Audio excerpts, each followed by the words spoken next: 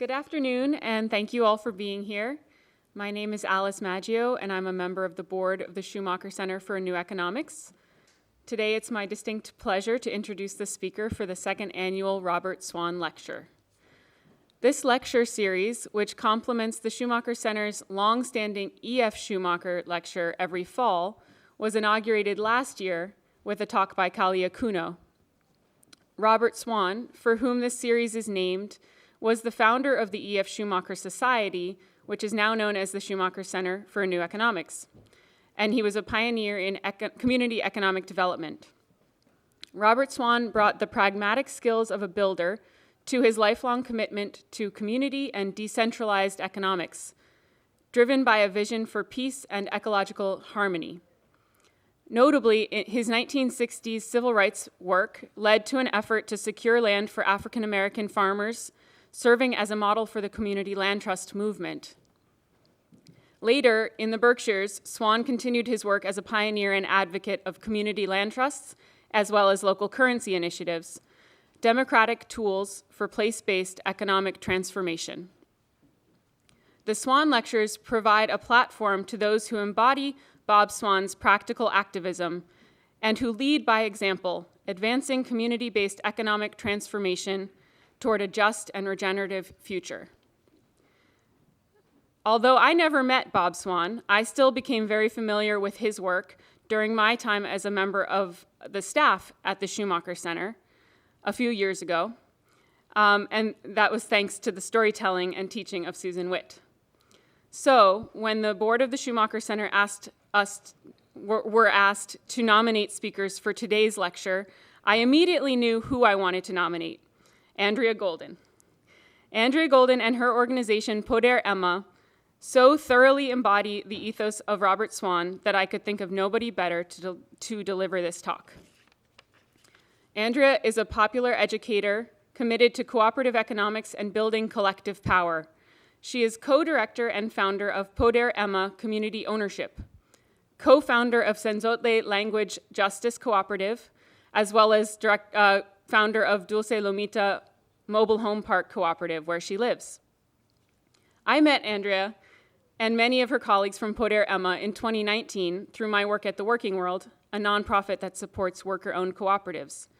Since then, I've been privileged to get to know Andrea and the PODER Emma team through peer learning opportunities hosted by Seed Commons, a national network of cooperative development organizations. I know that Andrea will be telling you much more about what her community has achieved. So for now, I just want to share two things about why I admire her and why she is such an appropriate speaker for the Swann Lectures. First, Andrea and PODER Emma have the most formidable can-do attitude. When they encounter something in the world that is not working for them or for their neighbors, whether it's affordable and culturally appropriate childcare, tax preparation, or finding space for community events, their answer often seems to be, let's do it ourselves. Second, Andrea and the PODER Emma team understand the role of culture in economic transformation, and they know how to have fun. The first time I met them, the week's workshops culminated with the PODER Emma team leading everyone in a line dance to Achy Breaky Heart. And that's when I said, I want to be Andrea's friend. I'm convinced that the key to the success of PODER Emma's efforts is that Andrea and her colleagues prioritize cultural celebration and care for each other, creating bonds that go beyond the economic. Just to note, everybody should have received a index card when you walked in, so please keep any questions that come up for you, write them down on those cards, and we'll have a question and answer period after Andrea's talk. I also want to thank Race Brook Lodge for welcoming us to this space. And with that, I'd like to introduce our speaker, Andrea Golden.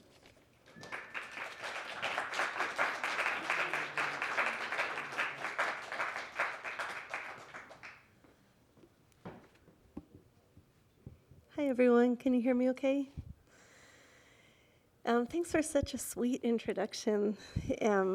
It's such a gift to be invited somewhere just to talk about the place I live and my neighbors, which are some of the things that I love most in life. And I would just echo what Alice said. please, please, please write down your questions, because I'm going to do my best to tell the story the way that I can tell the story, which is based kind of on when I came into the work and what we've done together. But there's a lot of places that I could go into great depth about if they're of any interest to you. But I only want to go into great depth of things that are truly of interest. So please, please write down your questions, and I would love to hear what you're curious about. When I was reading about the Schumacher Center, and I read kind of the mission and what the center is about, and I was so struck by a center whose mission is to envision and then to try things out and then to share them out. And that is exactly our practice in the work as popular educators, is coming together, imagining together, trying things out, learning a whole heck of a lot, and then trying it again. So I feel like there's a real connection and a real kinship. So I'm really excited to be here. And I hope that in some way our story can contribute to the ways that you all envision your community. So I want to start telling you a little bit about, maybe I'll just add a little bit to who I am, with everything that Alice shared. I'm also a parent. I have 3 children. I have a 19-year-old, a 16-year-old, and a 9-year-old who's about to be 10. I'm also a recent cancer survivor. And so I think the things that I've been through life and the things that my neighbors have been through, there's a lot of parents and families just trying to figure out how to piece together our lives in an increasingly challenging world. So I bring my personal story and my neighbor's story with me today. So I want to share with you, this is the joyful team that Alice was describing. These are my coworkers at PODER Emma. Jonathan, Ingrid, myself, Rocio, Becky, and Alan. They are just absolutely some of the most wonderful people. I wish they could be here today. And we live in the neighborhood that's called Emma. If you could go to the next slide. This is our neighborhood. It's right outside of Asheville, North Carolina, in Buncombe County, which is in the western part of North Carolina, not too far from Tennessee. It's a neighborhood of about just under 3,000 households, and about a third of our housing are mobile homes and mobile home parks. So that's a really central theme to the ways that we envision and imagine the future, is based around kind of who we are as a community and where we live. And generally what we do as PODER Emma is all of our work is focused on stopping gentrification and displacement. Asheville is a very popular place to visit. Western North Carolina is a region that is rapidly changing. And so our work applies all sorts of efforts to try to protect our community. And one of the main ways that I'll be talking about today is our development of cooperatives. And so we focus on developing worker-owned cooperatives, housing cooperatives, and real estate cooperatives. But how we got there was quite a long journey, and I kind of want to start with how we got there, because I think it's equally as interesting as what we're doing now. If you go to the next. So a lot of our work, before anyone in our neighborhood was really involved in community economic development or cooperative economics, we were really dedicated to immigrant rights organizing. The way that I came into this work was actually as a medical interpreter. So I worked as an interpreter and just met so many people in my community, and there was always this through line of, wouldn't it be great if there was a place for us to connect after this really special, magical connection is over? And several of us that were interpreters were having a similar experience. And so we got together, we started a community center that was called Nuestro Centro. And the idea was just a place to gather and for neighbors to get to know each other and to kind of share a space. And this is in the early 2000s, and North Carolina, like a lot of places in our country, just started to become rapidly and increasingly anti-immigrant. And the environment around ourselves and our families, a lot of us in our community have mixed status families, including myself. It was becoming an increasingly difficult place to live. And so our work started to evolve very quickly into rapid response organizing. And for many, many, many years, one of the primary issues that our community was organized around was racial profiling at driver's license checkpoints. And hundreds of people from our neighborhood and from around the region worked together to create this incredible system of alerting each other, of taking care of each other, but of also organizing for policy change. And it took over a decade of work, but we were able to reach an agreement with our local law enforcement around ceasing the profiling and the targeted nature of the placement of those checkpoints. That was a major turning point for our neighborhood. It was, people had been pushing so hard and working so hard for so long, not knowing, would we actually be able to achieve a concrete change in what we were facing as a community? And when the answer was yes, it's like it unleashed this imagination of like, well, what else could we change? I mean, if we could do that with our local sheriff, that seemed like a long shot. Like, what else could we do? And it kind of opened up these floodgates because due to the conditions that people were living in, a lot of people were either leaving the neighborhood and leaving the area or thinking of doing so because it was getting increasingly hard to stay. And so for the next several years, the neighborhood really shifted into cultural organizing because it's one thing to fight against something that is just wearing you down and threatening you every day. It's another thing to start to get to build the kind of place that you want to live in. And that really pulled in a lot of families into the work. So you can see in this picture, this is just one example of some of the cultural organizing. Parents started coming together to start Spanish language programming within the schools, after-school programs, summer camps. The work really began to blossom. And I think our entire neighborhood started to envision a place where people could stay and where maybe future generations would also stay.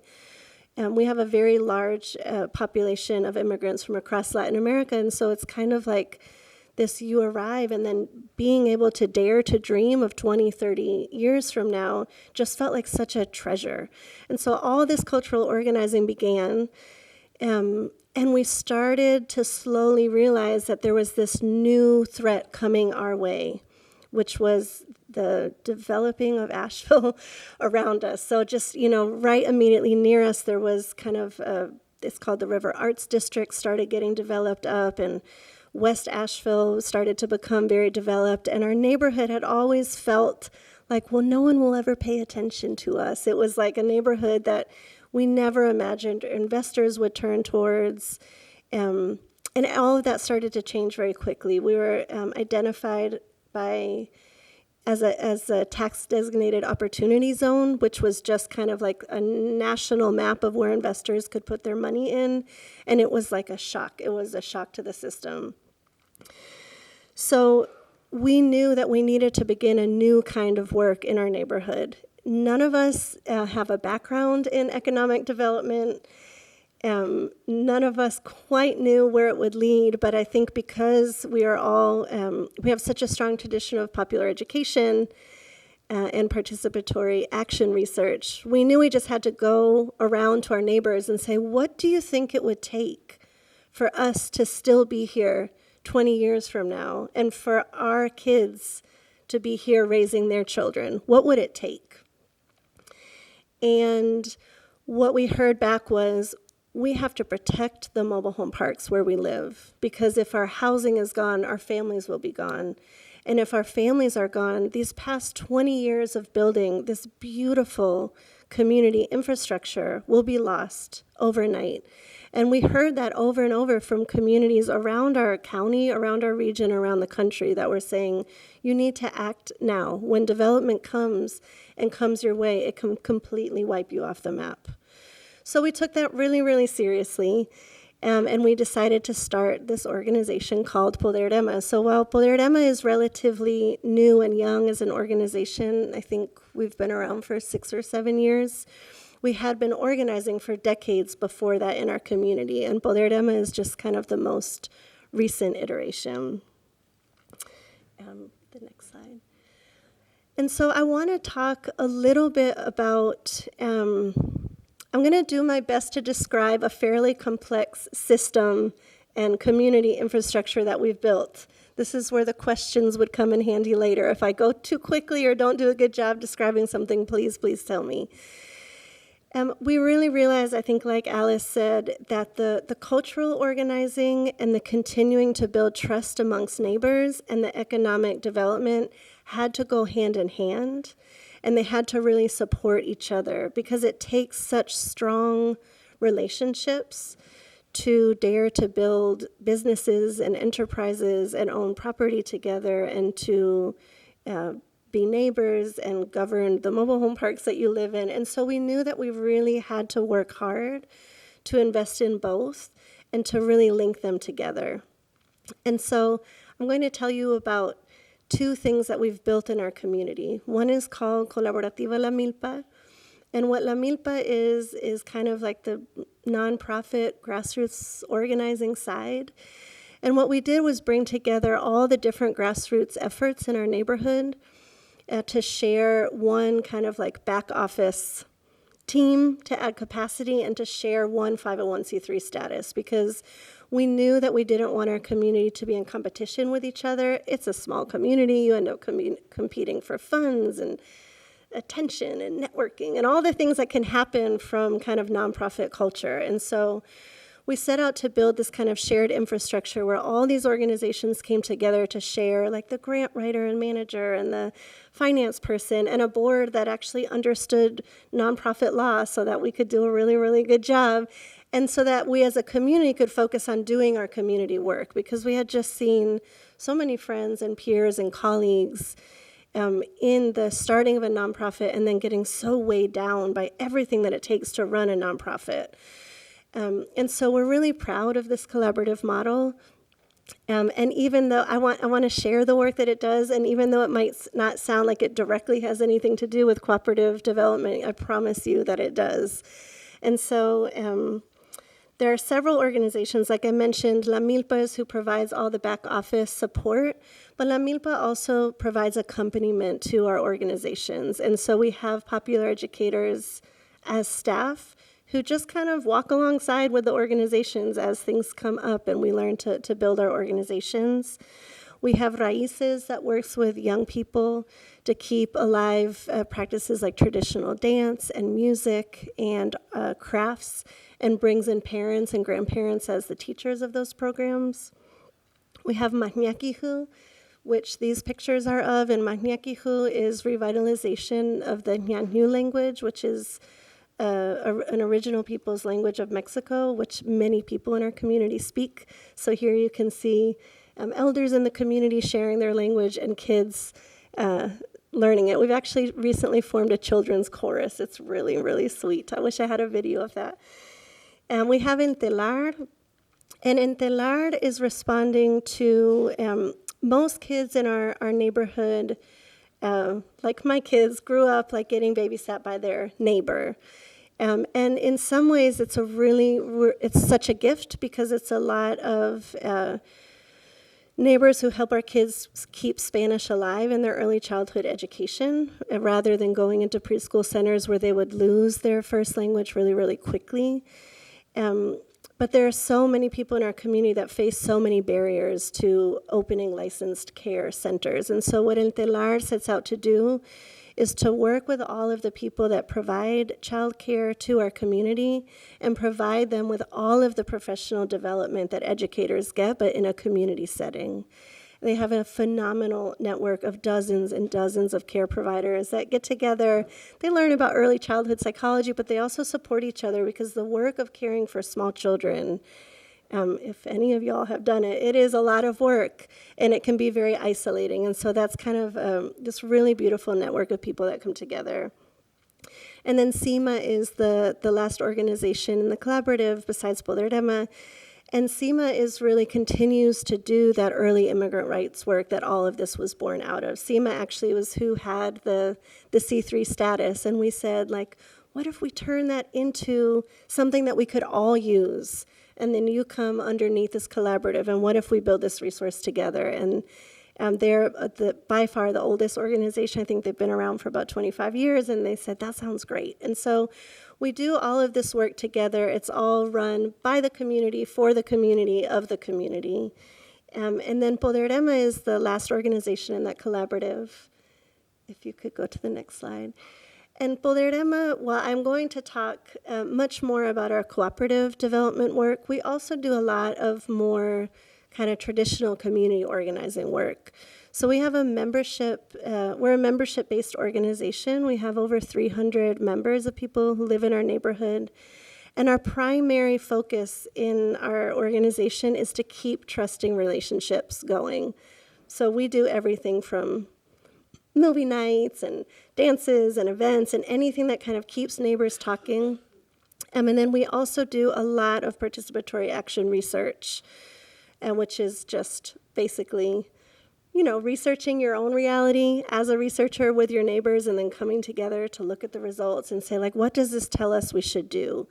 And so our last round of community research actually created a local policy platform. And so one of our big focuses is connecting our community to our city and county governments to try to propose policy, zoning, and investment strategies that are protective of communities like ours. So you can see here a picture of our community research team going around. During COVID, it was really hard to do community research for a while because oftentimes, you would interview hundreds and hundreds of people in the neighborhood, and then everyone gets together in the school gym and you analyze what everybody said, but we couldn't do that. So my coworker, Rocio, had this idea to make these beautiful quilts of the data and then bring the quilt traveling around on a PVC tube stand to all the mobile home parks and say, your neighbor said this, what do you think about it? It was really, really beautiful. So this is one of those sessions. And in that picture is a dear friend and one of the founding members of one of our mobile home park co-ops who recently passed away from cancer a couple weeks ago, Reginald Danner. I was telling my sister, I just really want to say his name. I want the whole world to know who he is. You could go to the next slide. So we come from this kind of long organizing tradition that brought us into economic development. And I'll tell you in a couple minutes about who you're looking up at the screen. But, before we were really able to build this organization, we knew we needed to try a couple things. So like Alice mentioned, before there was PODER Emma, we started a housing co-op, which is the housing cooperative that I live in. And I was founding member of a worker cooperative to kind of learn by doing it first and to see what it was like. And we very quickly realized that without access to capital, they were going to kind of stay these small, beautiful, but small kind of experiments that were going to be very hard to do more of around our neighborhood. And as our housing cooperative was having success and our worker cooperative was having success, people around the neighborhood were asking, well, how do we do that? I want to do that too. And we were like, geez, I think asking everyone for $500, hundreds and hundreds of people, that is not a replicable model. We can't do it over and over. And so we kind of set out to look both locally and nationally for someone that would partner with us. And it was really, really hard because we were just told kind of time and time again, what y'all are trying to do is not going to work, or somebody tried that once out in whatever county and it didn't work. And but like Alice said, you were very kind in your description. I would say we're stubbornly committed to, and if someone says no, I think it almost ups, I'm sure y'all are familiar, ups your sense of we are going to figure this out. And so after several years, we were so fortunate to get connected to Seed Commons, which is what connects Alice and I, which is a national financial cooperative that works with communities. I'll try my best to describe it, and what my experience was we were we live in mobile home parks, and we want to protect them, but it's going to take all this money. And they worked with us, and they were we think y'all could become your own lenders. You could do this. And we were kind of us individually. And I'll never forget, someone who was my loan coach there was like, well, yeah, but like, you would have to learn how to use Google Sheets or Excel. Like, is this a deal breaker? And I was like, oh no, if that's what it takes, like, put me in Excel class. So I took a basic Excel class. I was thrilled with what you could do by creating formulas. It like unlocked worlds in my brain. And I became one of our first project stewards or loan officers for our community. And that really was a game changer. I mean, there's been so many transformational moments, but that really was one of them, to say, if a community can match what it's capable of imagining and then working so hard to create with the capital to actually get it done, then so many things start to feel actually possible. And so over the past several years, we've worked together to create worker-owned businesses, and I want to tell you a little bit about them. You can see on the left are a couple members of one business that's called Quetzal Community Real Estate and Chispa's Property Maintenance. They're just kind of like two branches of one co-op. And we supported this co-op to get started as we were realizing, as we were getting into the work of housing cooperatives, it was like, well, shoot, like, who's going to manage all of these?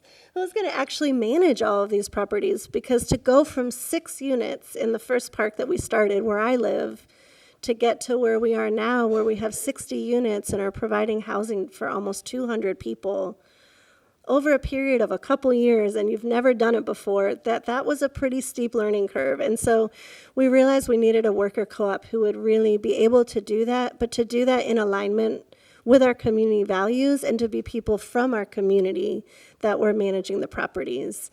And so they provide all of the maintenance and the management to all of our cooperative properties, and they also work with just clients around Asheville and Buncombe County. And they also provide all of the, they manage our home repair program. So another big piece of what we do is within the cooperatives and in just all of the mobile home parks in our community, we provide home repair services to families who are facing just serious health and safety challenges in their homes.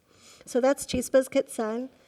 Up at the top is Cenzontle Language Justice Cooperative. That cooperative is interpreters, translators, and they also provide kind of capacity building to organizations that want to learn to make language inclusive spaces. Like I mentioned, our community is one of the most racially diverse communities in our region, and having multilingual spaces is critical to us being able to work together as neighbors. Like when we have a mobile home park board, many times the first board meeting, there are neighbors that have lived there for years and they've never spoken to each other before.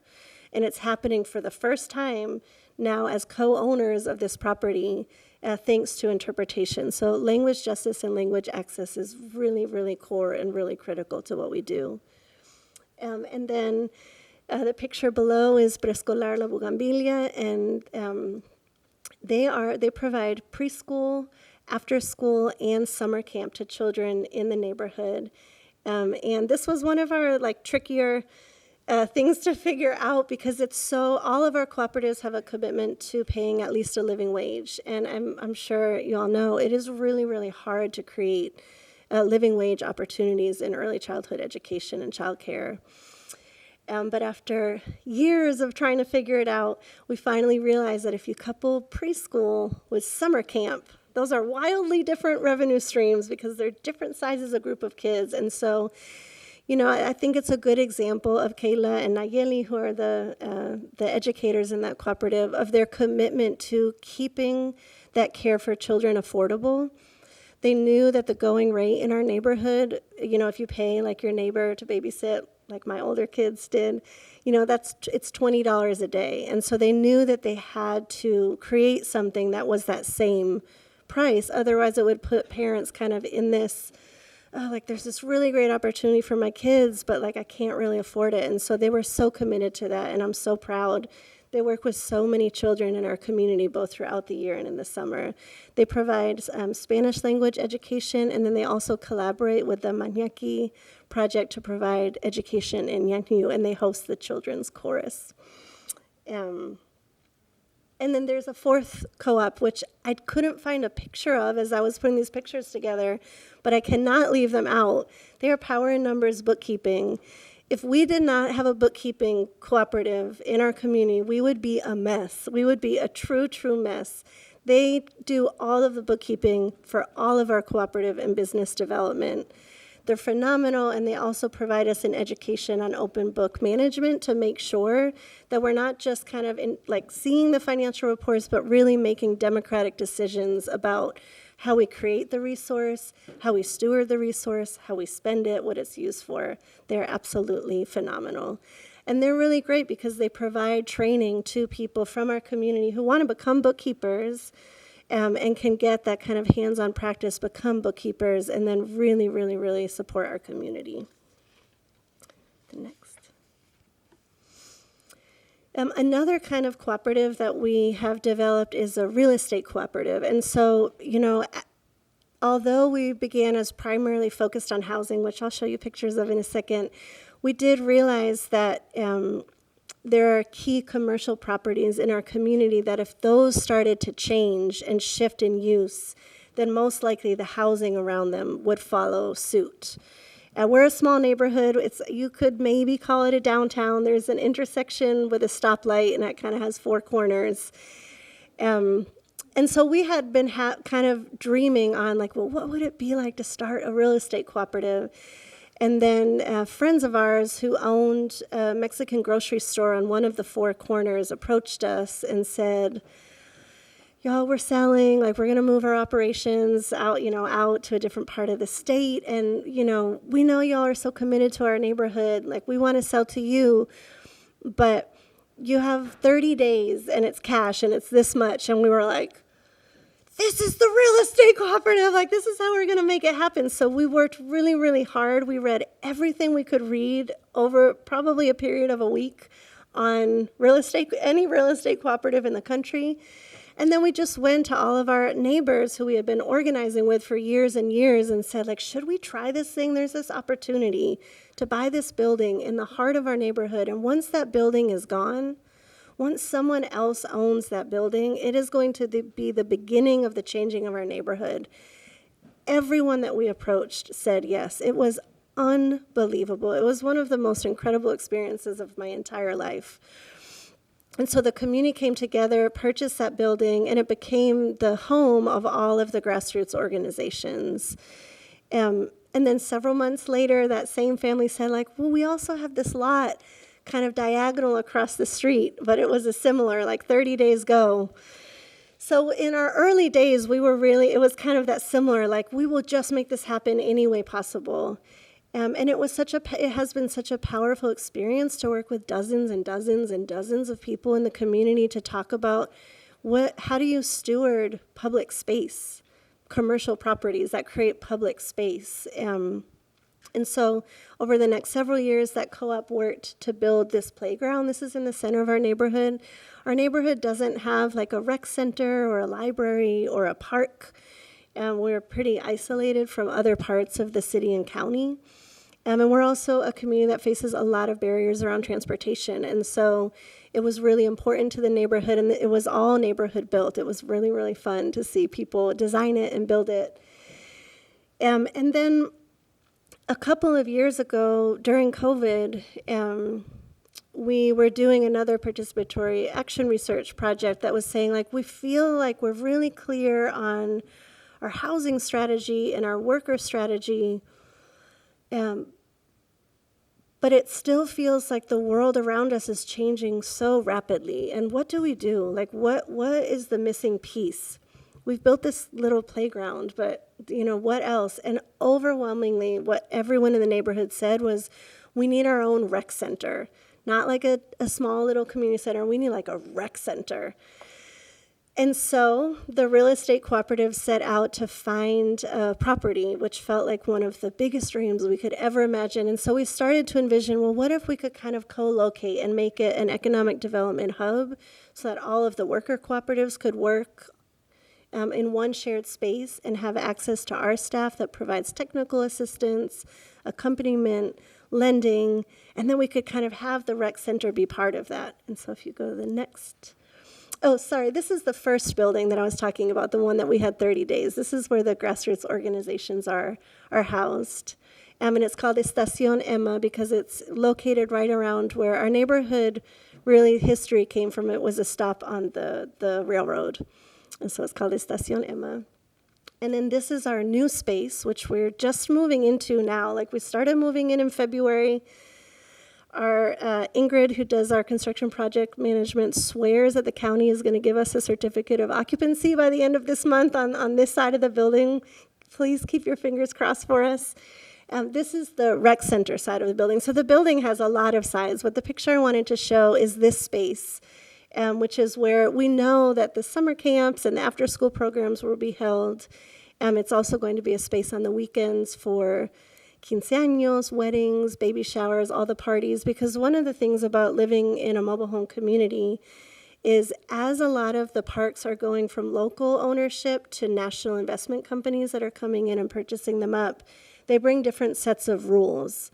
And the rules are increasingly difficult to abide by as a resident.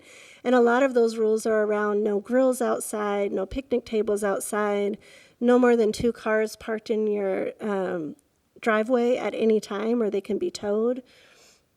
And so community was saying, we need a space to party, because we like to party.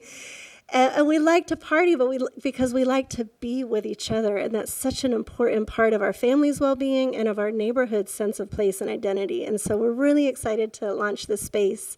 We're actually doing a huge community research project right now. 300 interviews over 2 weeks, just all over the neighborhood to get ideas about what else should happen in the space. And then next Saturday, we'll have a huge gathering there for people to see what all their neighbors said and then kind of vote on like, well, where do we start? So it's very, very exciting. You can go to the next.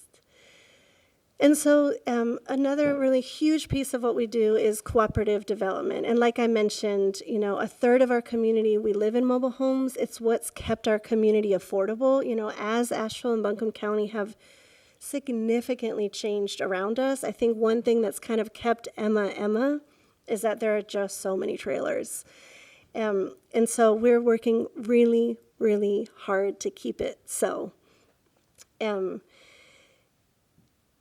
And so this is a picture of one of our cooperatives. It's called Mahetsi. And you can kind of see in the picture where, you can see that there are some mobile homes that have still not been repaired and kind of upfitted. But you can see the difference where members have, been able to really get started at turning their mobile homes into their, families forever homes for their children and their grandchildren. It's incredible to see the transformation of a neighborhood when it goes to resident ownership.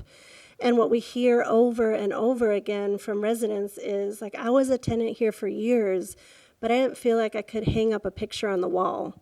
I didn't want to lose my security deposit. It never felt like my home. I never knew when we were going to get that 30-day notice saying the land was sold out from under you and you have to go. And so that change, when people are actually able to allow themselves to imagine being rooted in place and then what that does to your relationship to your home it's just incredible. You can go to the next picture. This is my coworker, Alan. They really love their home. They wanted this picture, giving it a hug. And you can see here's an example of just like some of the home repair that we do. Oftentimes the homes in our community, even just the access to the doors, that the porches have really worn down or families need ramps. And so we spend a lot of time in the beginning years of the cooperatives making sure that the homes are well cared for and are dignified, safe places to live. I think something that's really unique about our mobile home cooperatives is that although we're not community land trusts, we were deeply inspired by the land trust movement. And part of the reason that we are not a community land trust, and who knows, ask us in 5 years and we may have changed our minds, but for the past decade, what we've really felt is a sense of what makes our community are the people that live here. And we have seen in so many communities in our region where as development encroaches, people just get pushed further out. And so, we had long deliberation around, do we form a land trust that kind of like keeps us here in this place? And what families said was like, no, because if we lose the fight against gentrification here, and our community gets pushed further out into, I could name all the places, but y'all probably wouldn't know them. That's where the really great ESL program is going to go. Right now, it's in Emma Elementary. It's one of the best programs you could have your kids in when they come into kindergarten and learn English. It's where the community organizing is. If all of that gets pushed out to a different part of the county or Western North Carolina, we want to go with our people. We don't want to be an island kind of left here.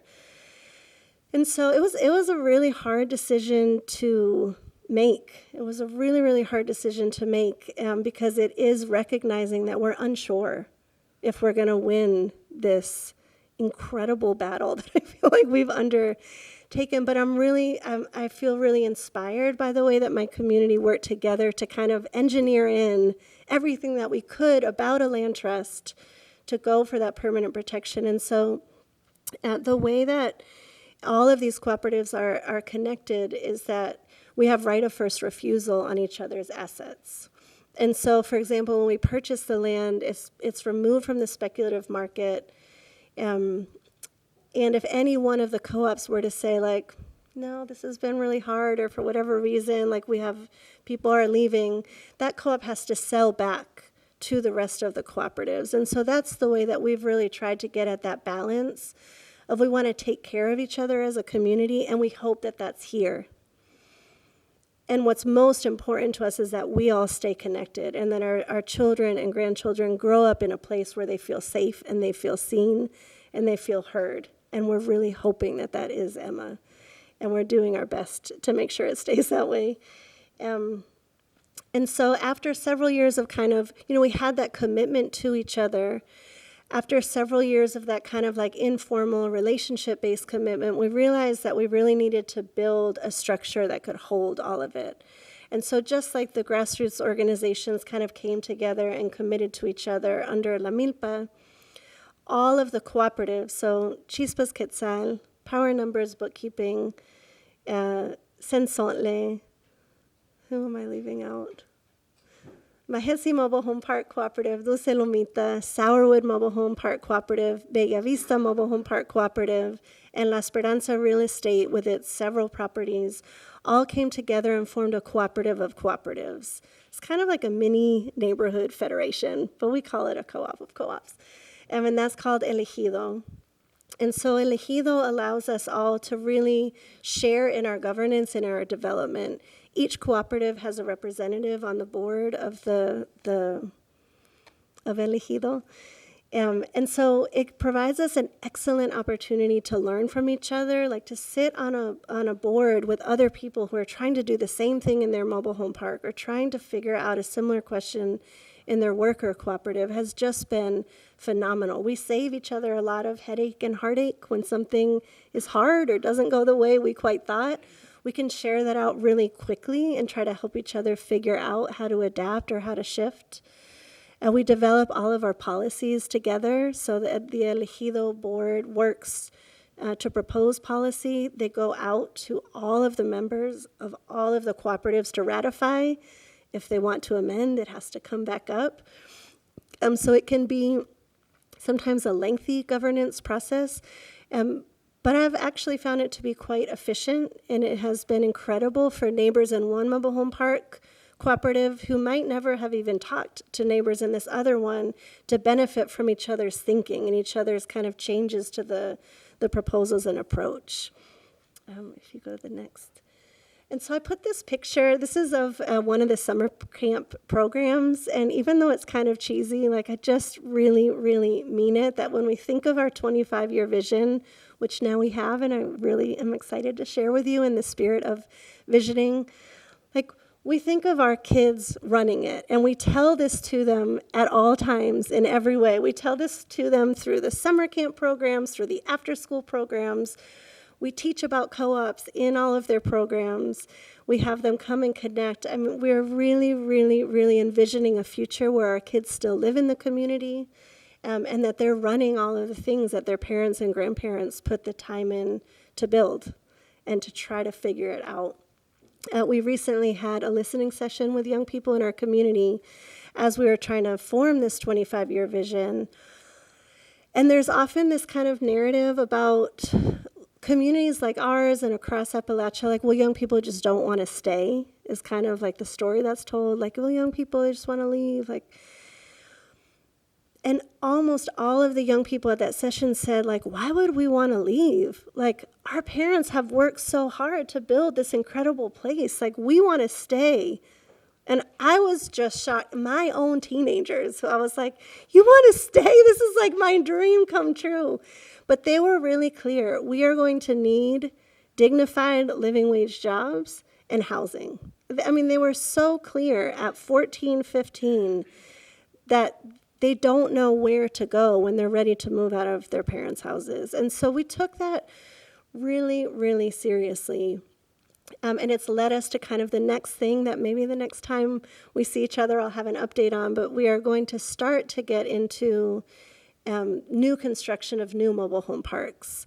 And because we're in a race against time with the existing parks and the national investment companies, and we are doing our best through some really innovative strategies. If anybody wants to hear the dorky detail around rights of first refusal and how you negotiate them, I would love to talk about it.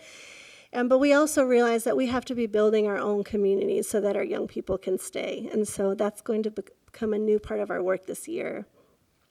And as we worked with members of the housing cooperatives, the worker cooperatives, the real estate cooperatives, their children and grandchildren to create this vision, I just want to share with you, and this is kind of how I'll end before we can open it up to questions, what we landed on.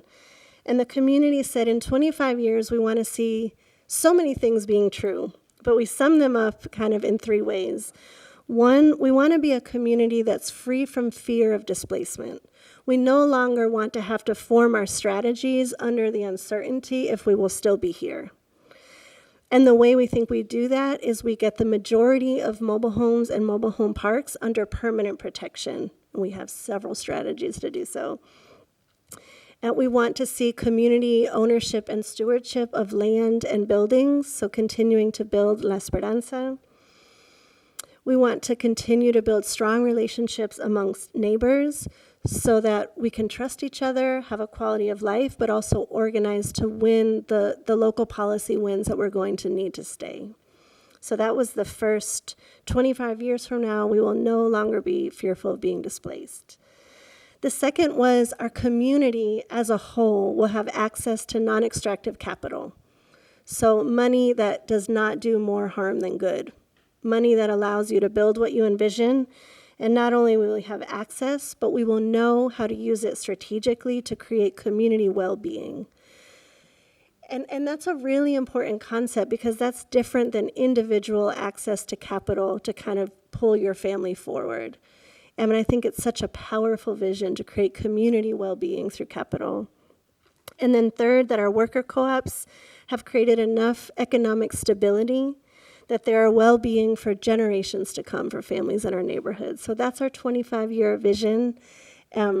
We are really dorky, like I mentioned now, about spreadsheets. So we have it split out into these like 3-year increments and the preconditions that will have to exist. And so again, if you're interested in like the dorky planning details on how you envision growing from, you know, where we started, like one tiny housing cooperative and one very small worker cooperative, to now what is an exciting local neighborhood economy, but we dream of it growing so much bigger just within our neighborhood. And I think that's just a really important part of our story. We get asked all the time, like, well, could you all come and do this here, or could you? And we're like, no, absolutely not. We cannot. We can share a story. We can share our spreadsheets. We can share whatever you want. You can come and stay with us and tour and hang out with our neighbors. But we can't do this anywhere else because we were only able to do it because it's our community and we love it. And we know it. We know our ins and outs. We know our strengths and weaknesses. We know each other the good, the bad, and the ugly. And it takes all of that, I think, to dream of something like this, but then to set out and do the everyday work to actually build it. So I have a fierce love for where I live, for my neighbors, for my family, and I so appreciate you coming to take the time to hear about this tiny neighborhood in North Carolina. It really means a lot. Thank you so much.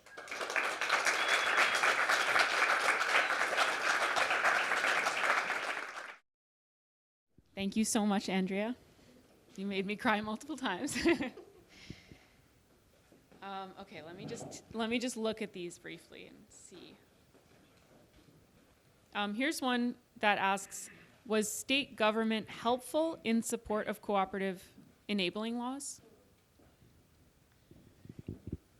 No. No, we don't have, like other states where there's these really great kind of cooperative incorporation laws and things. North Carolina doesn't really have that, especially not in the kinds of cooperatives that we work with. And it just made me laugh because I remember one time years ago we were doing this like strategy planning, and our state capital is Raleigh, and we are about as far from the capital as, we're like more Tennessee than Raleigh, and someone drew Raleigh as the moon, as far away as the moon. So if that gives you an idea about our connection to kind of positive state level policy, like it feels as far away as the moon. We can relate to that in the Berkshires. All right, this is a great question. You talked a lot about community plans and planning together. So of course, people are curious, how do you navigate a situation where there's no consensus in your community around a decision? How do you bring people along who disagree with each other? Oh, that just never happens. I mean, gosh, it comes up in big and small ways. So I'm trying to think if there's an example that would do better to show it. I think we do tend to be... we try to be practical and efficient in the way that we create governance systems. So where there are opportunities for just truly collective practice like this, people getting together and make a decision, we do that. But we also do a lot of decision making with committee and board structures to make sure that the size of the group, if it's getting down into like small but critical decisions, that it's a size of a group that can actually have the time to hear each other out. Because I think what I've seen where finding consensus or a consensus-based decision-making, which is what we use for most of our decisions, it actually can be kind of coercive and not consensus. Like calling it consensus doesn't make it consensus, is I think what I'm trying to say. And so we do, we have neighborhood assemblies for these big questions around like, what's our strategy? What's our 25-year vision? Because that doesn't have to be an either or. There's room in a 25-year vision for all sorts of visions within the neighborhood. If it's coming down to we have to vote on a policy, we tend to kind of have people discuss it within their boards or their small committees and then send it back up. And because I think that if you're able to get to that right size group, people can actually hear each other out about what they're actually in disagreement about, and then find something that's going to make it workable, rather than like, yeah, sure, I agree, but you don't really agree. And so we encourage critical debate, critical discussion, but we have a pretty intricate governance system. So here's another question. This one's about the what you mentioned, which was non-extractive finance or non-extractive capital. The question is, what is an example of non-extractive capital? But maybe expound upon the idea in general a little more. Do you want to answer? You would probably do a better job than I would. Well, you practice it every day too. The Seed Commons is an organization, a national organization that is a financial cooperative that we both are part of. And I think that we came up with the idea of the title, at least, of non-extractive finance. I don't know if we came up with it, but we use it a lot. And the idea is that it's capital that unlocks potential in a community, and it's not just to return capital to the capital holders. So it's not meant to extract a return. It's meant to create something that a community needs. And then it can be made whole again so that it can lend to another venture. And so that's what the Seed Commons Network does, and that's what any member of the Seed Commons Network does. Yeah, see, I knew you could give a really good explanation. Mine is, I can give kind of like an example. I think for communities like ours, especially if you've been like either kept out of accessing credit for so long, like your whole life, paid for all your cars, cash out from under the mattress, it is terrifying to think about taking on a loan.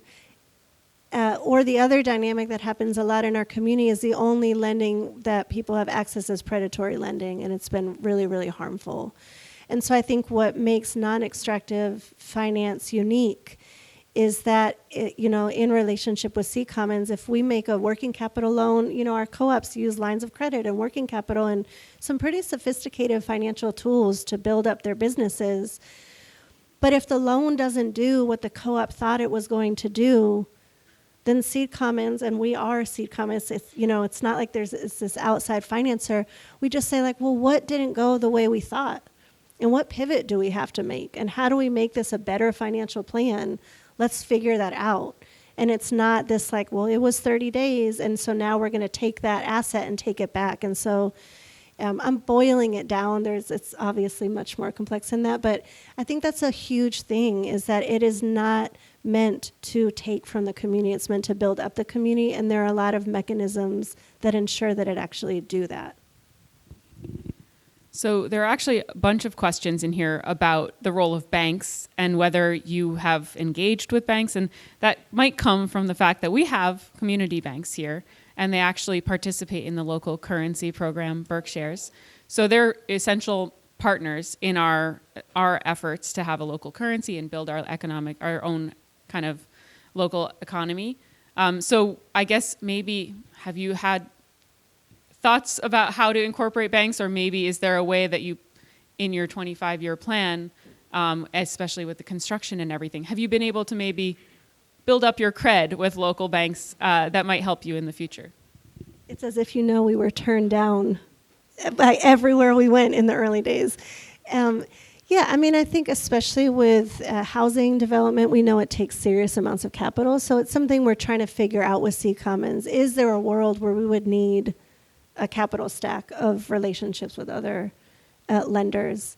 But I think we're really, really committed to Seed Commons. I think our membership in Seed Commons is something so critical to our community that as much as we can access that capital by contributing to building Seed Commons to be able to do more and more lending, that continues to kind of be our main strategy.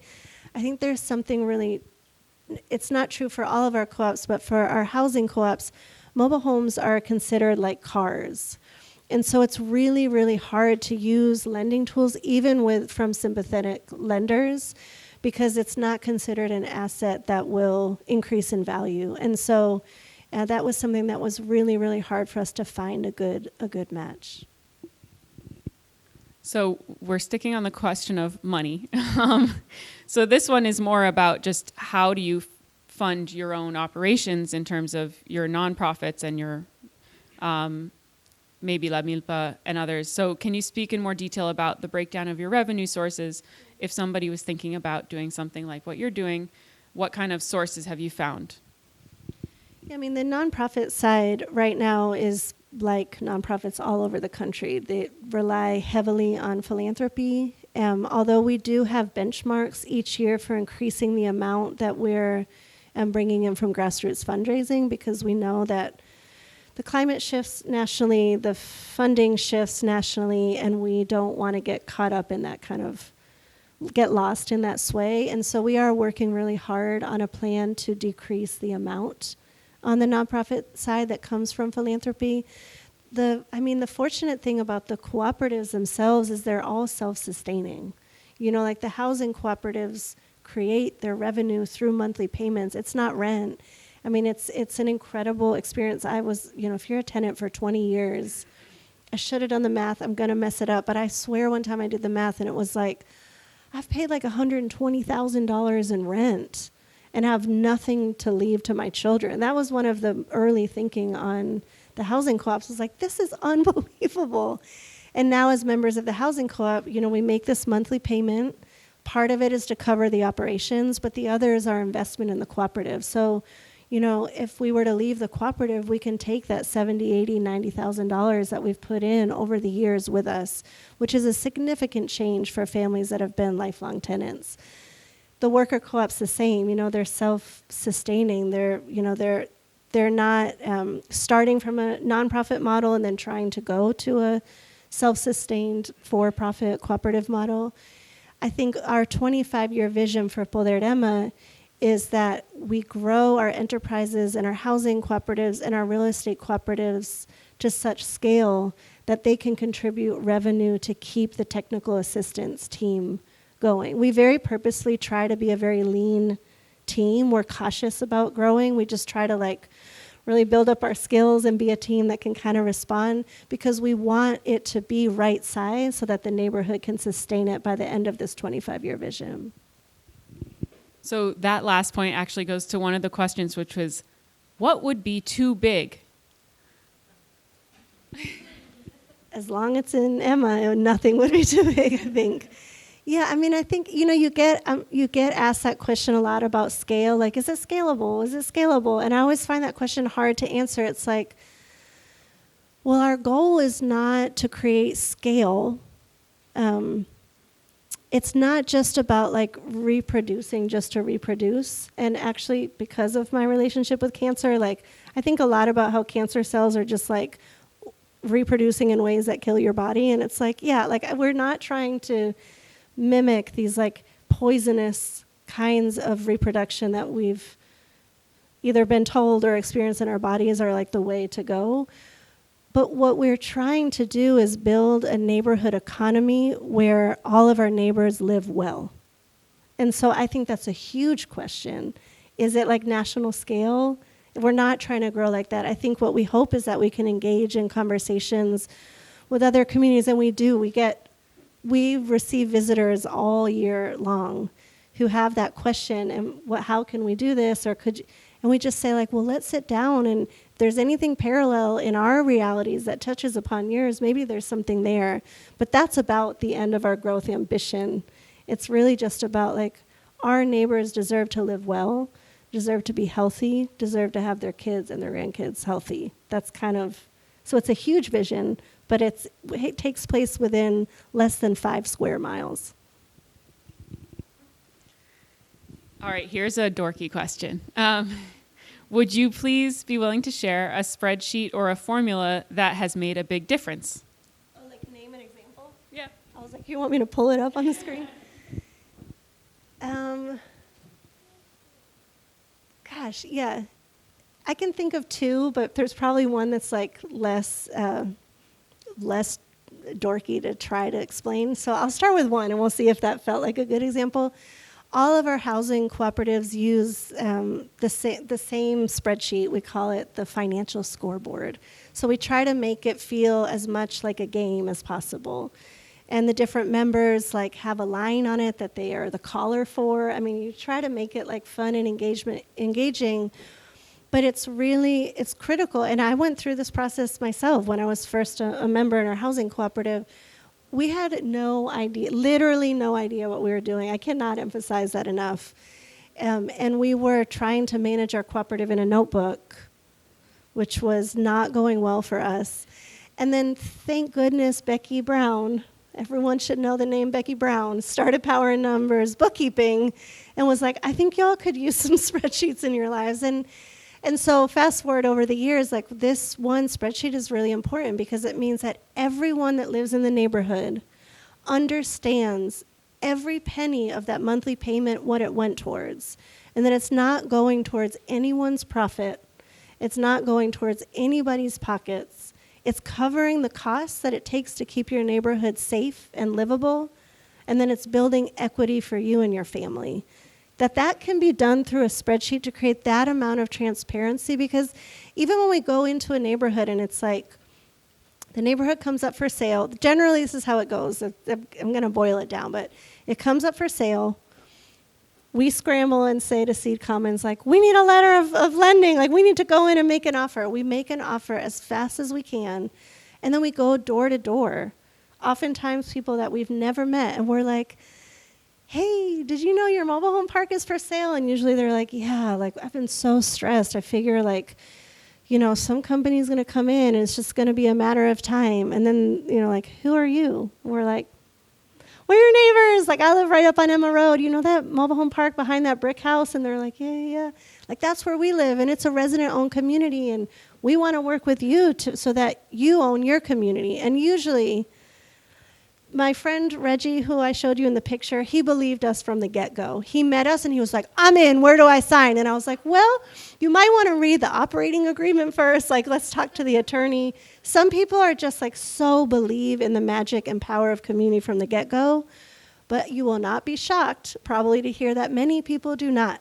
And because there's been so many negative experiences that people have had being lied to and being sold something that wasn't true. So the work that it takes to come to a place where all the residents say, like, this is permanently protected, this is affordable housing, and I can tell you that what I pay every month, it covers this much in trash, this much in property tax, this much in this, we have this much in reserves, and I have this much in equity, that's done through a spreadsheet. Like, I think that's pretty, like, dorkily magical. I think we have maybe 2 more questions, but if anybody has some last questions that have come up, we can collect a few more. All right.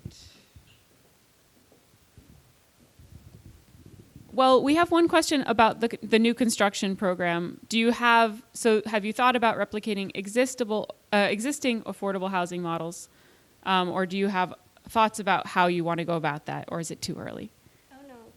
Yes, it will be mobile home parks. The answer to everything for us is mobile home parks. And we get asked this question a lot, like, well, what about these other kinds of housing? And again, you maybe come back to us in a couple years and I will tell you, like, our community changed routes.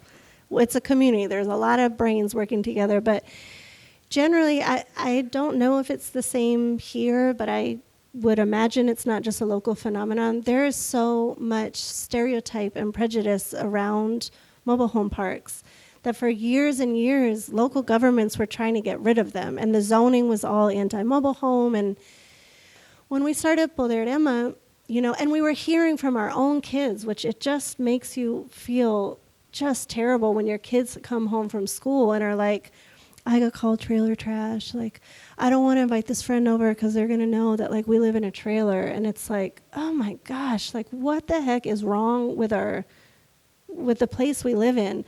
And so PODER Emma is pretty, like, we are dedicated to protecting mobile homes because they are just the most affordable, unsubsidized housing.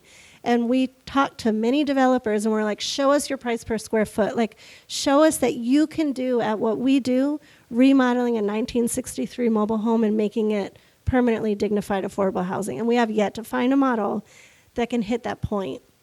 If we did, maybe, yeah, I think we'd look at it. But I think there's also just this other thing about what wasn't being said by local government and by the people that were kind of perpetuating that, but what was being implied was like, and the people that live in mobile home parks are not who we want here. You can't separate out the structure from the families that live there. And so I think we're also really dedicated to pride of living in a mobile home park.